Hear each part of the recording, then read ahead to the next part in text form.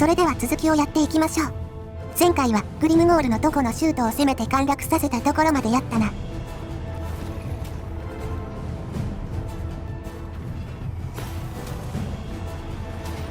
どうやら待ち伏せは失敗したみたいだね。こんなの勝てるわけないやん。逃げるで。それが無難かもね。拠点襲撃。自動戦闘で。この戦力差は無理だからね。54ターン目開始。居中ユニット系も多いんで、ハルバート兵を死者の復活で雇用。ブラッドナイトも雇用できるので雇用しておきましょう。まさかのブラッドナイト雇用。かなり強い衝突騎兵ですからね、きっと役に立ってくれるはず。そして、なぜか1軍しかおらんのやけど。なんでか走らないですけど、これはチャンス。ボコボコにしてやりましょう。価値ある敗北は勝利フラグ。勝ったな。風呂食ってくれ。風呂食う前に戦闘を終わらせてね。そこは突っ込むところなんやけどな。それでは開始していきましょう。今回のロードはグリムゴールなので注意してくださいね。グリムゴールって何？なんかレベルもクソ高くて強そう。グリムゴールアイアンハイド。彼はもともとカオスドワーフの奴隷だったな。強すぎて反乱を起こして脱出したまさにオーク界の英雄だね。ゲーム内での性能はとにかく1対1の殴り合いがめちゃくちゃ強く、専用の旗をブラックオークに持たせると全滅しなくなる不滅体が作れるよ。乗り物には乗れないけど、その分徒歩での破壊力は神レベルと言ってもいいかもね。まあクソヤバい相手なのは分かったけどどうするん。他の奴らを敗走させて全戦力で殴り続ける。投射ユニットがいないからこれしかないね。そこまでしないといけない？そこまでしないと倒せないぞ。そっか。ちなみに他の奴らはブラックオークの両手武器も1部隊。そしてブラックオークの盾も3部隊ほどいるね。ブラックオークの盾は盾があるので投射攻撃にも強く防御の高い。さらにアビリティ肉体の暴作によって白兵戦攻撃がマイナス24代わりに白兵戦防御がプラス24される防御特化ユニットだよ。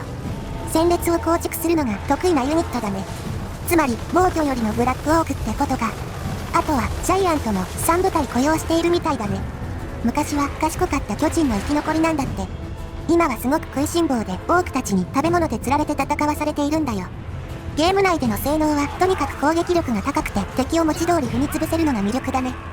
でも体が大きいから弓矢や鉄砲の的になりやすいのが弱点かな。使うときは味方の歩兵と一緒に突撃させて射撃から守ってあげるのがコツだよ。それで、うちらの射撃ユニットはいないからこそ大型ユニットが苦手な勢力なんだよな。クソ弱い騎兵でも数がいれば圧倒できるからな。前にプレイしたブレトニアの騎兵とかね。あとはマングラースクール。巨大なスクイズを2匹鎖で無理やり繋げた兵器なんだ。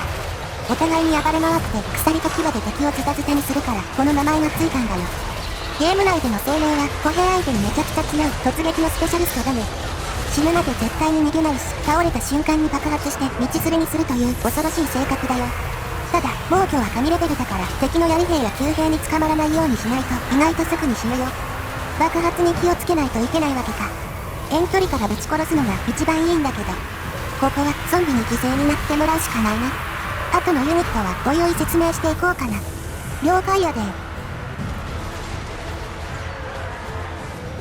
クリプトホラーが死にかけ。相手してるのブラックオークやないか。こいつはゾンビと一緒にぶつけないとクリプトホラーでは勝てないですね。あいつらは諦めるしかないですね。ブラックナイトはくっそ暴れてるな。ブラッドナイトもなかなかいい感じです。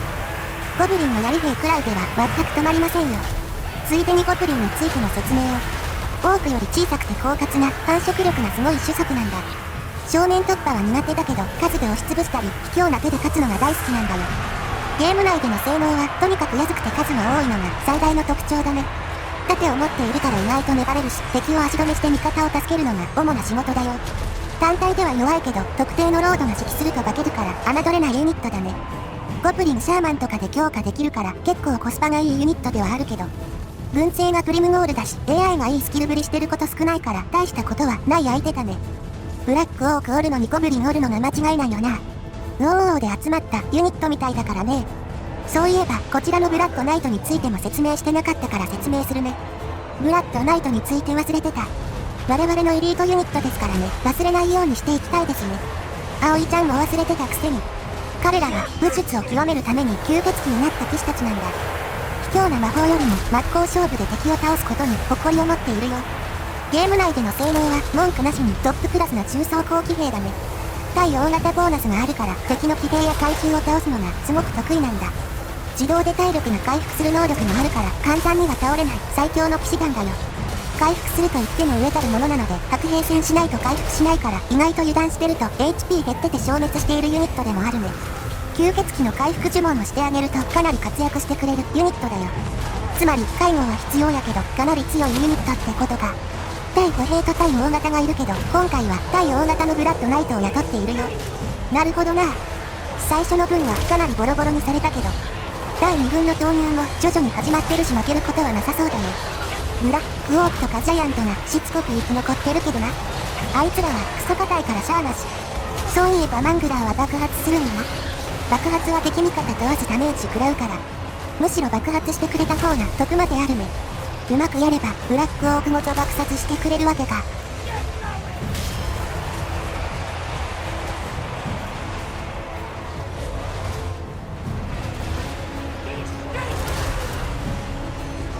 後ろでは援軍のゴブリンともをことごとく追い返してるナイトども。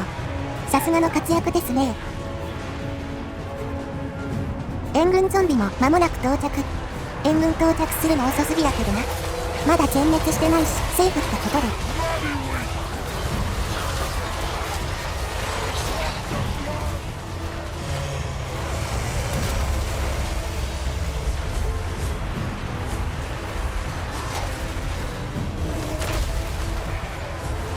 コープスカートは集約出社かな。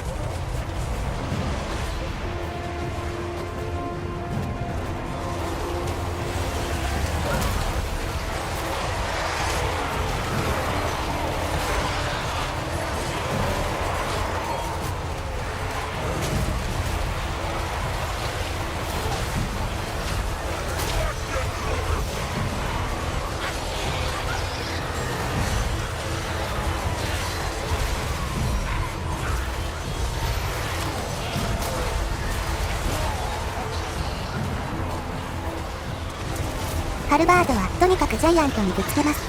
ジャイアントにぶつけるしかないからな。ブラックオークにぶつけても鉄鋼あるのでダメージは与えられるんですけどね。っ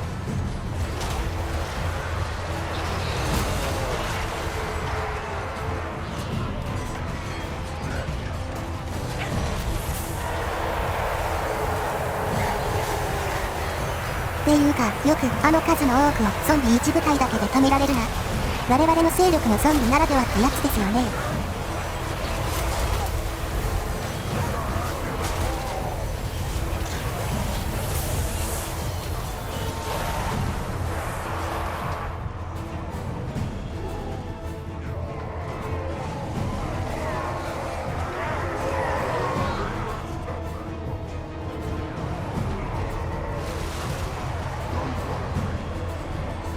結構敵が逃げ出してますね。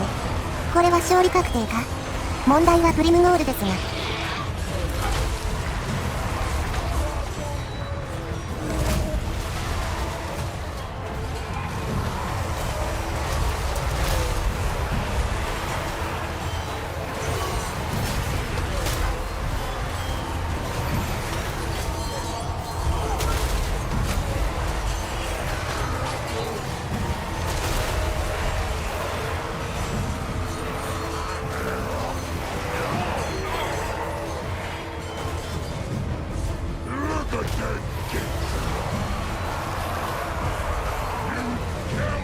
グリムゴール以外は逃げ出しましたね。グリムゴールは逃げ出さないんやな。不変不動持ちなので逃走はしないですね。ずっと戦ってるのに7割くらい残ってない。グリムゴールはそういうやつです。せっかくなのでノーカットで倒せるまで流しましょうか。と言っても途中で4倍にしますけど。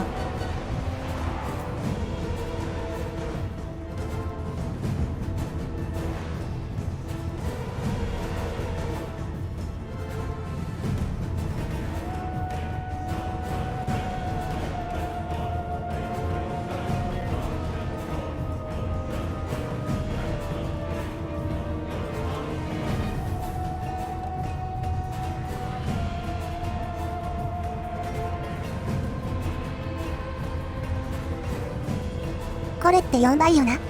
ですね。時間かかりすぎでは。まだまだ時間かかりますよ。マジか。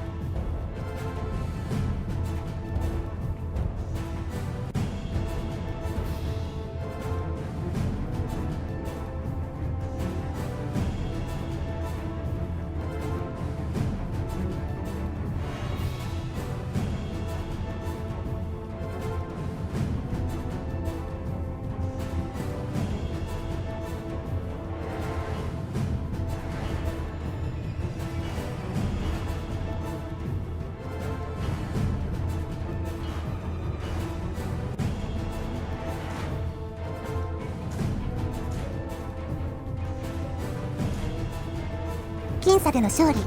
倒すの時間かかりすぎ。それでは今回はここまでとなります。ご視聴ありがとうございました。次回もまた見てくれると嬉しいで。